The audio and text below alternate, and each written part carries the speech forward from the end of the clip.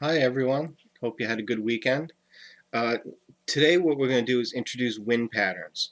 Now, at the end of last week, what we did was we talked about how we label air masses.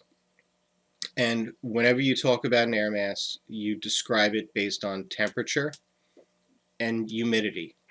Okay? So, what we're going to do is we're going to analyze high pressure air masses that are created by cold air that's dry. So, this air is heavy, and low pressure air masses that are warm because the molecules are moving fast, they're spread out, and the air mass is light, and humid. Okay, air that has a lot of moisture in it actually weighs less than dry air because water in the gas phase is less than O2, N2, CO2, and the other heavy gases. So we have two situations. We have cold and dry air that makes high pressure, and then we have warm and humid that makes low pressure. Now, as these air masses move across the surface of the Earth, what they do is they bring certain wind patterns with them, which is how the air circulates within that air mass, and also certain types of weather. Over here, what we have is we have a high pressure center.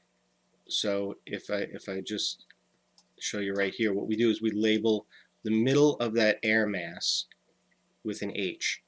Okay? Now, going back to source regions, if this is a high pressure air mass, it's cold and dry, chances are this formed at a high latitude and also over a landmass. So this air mass may have formed over Canada up here. And as it travels down, what happens is it brings cold dry air with it. Now, cold dry air is heavy. So if you look at the profile, if we cut this air mass in half and drew the wind pattern over here, this high pressure air is sinking. And as it sinks, when it hits the ground, it spreads out. So in this situation, air sinks.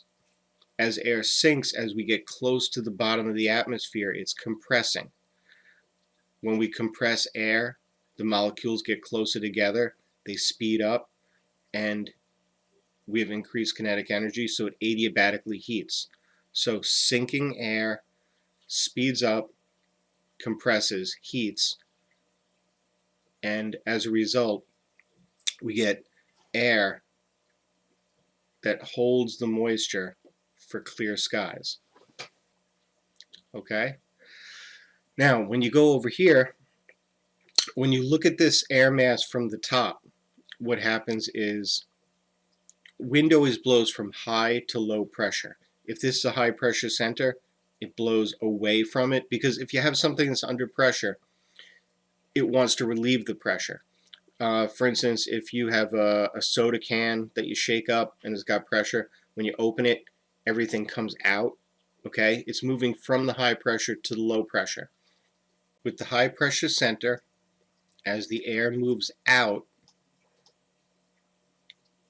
not only does it move out, but it gets deflected to the right.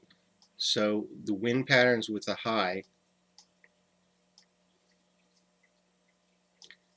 is clockwise and away. So it's going like this: away and to the right, away and to the right.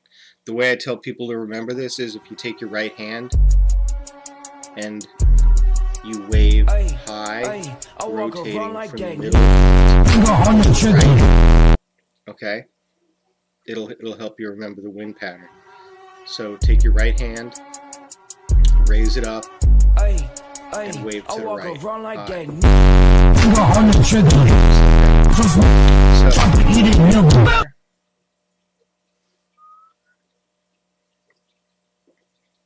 Let's see.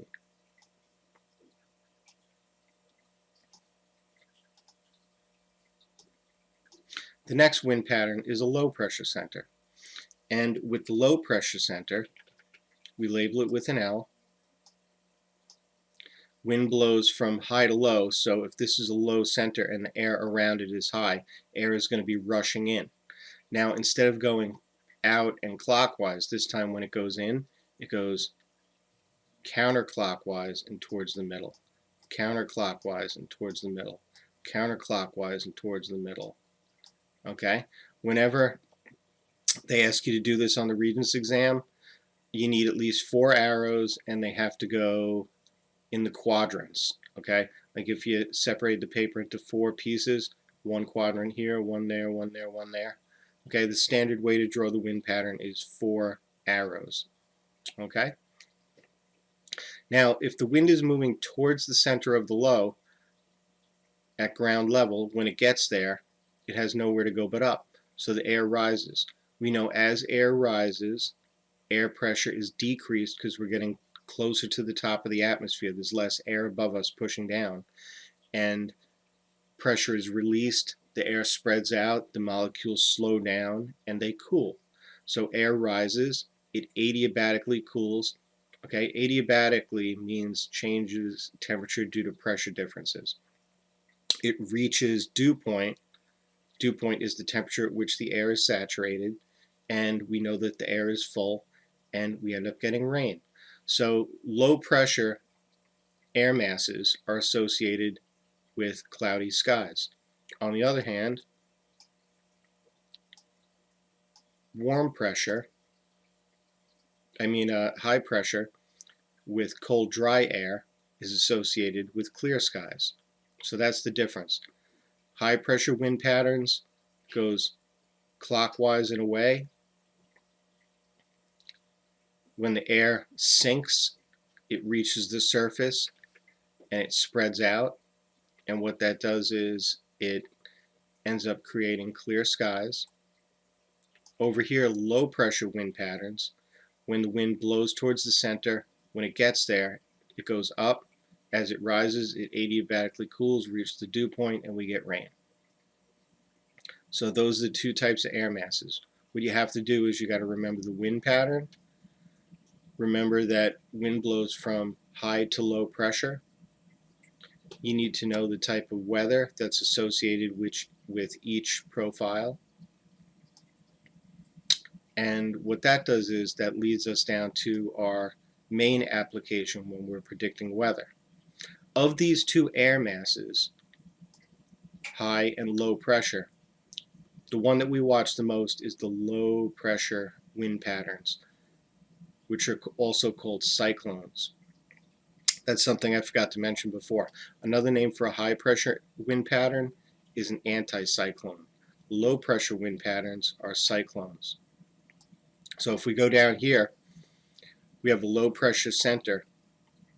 Hurricanes, tornadoes, these are all low pressure centers that blow counterclockwise and towards the middle.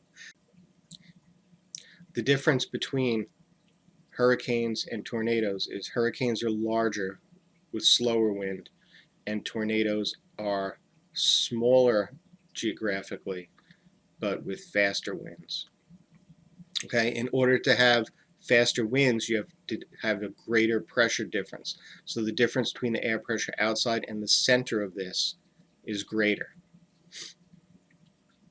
Okay, hurricanes and tornadoes are low pressure centers, and something else that you have to watch out for when you have a hurricane is something called a storm surge. Now, if you remember when Hurricane Sandy hit, we had a lot of flooding on the coastline.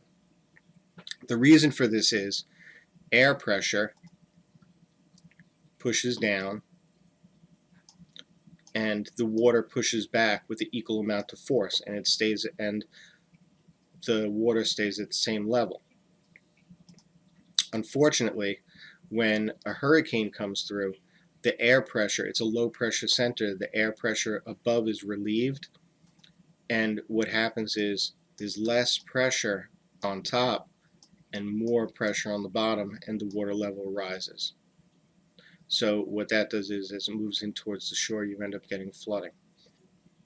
Sometimes the storm can hit during high tide, and then it'll be even more extreme. Or if you get lucky, the storm will hit the coastline at low tide.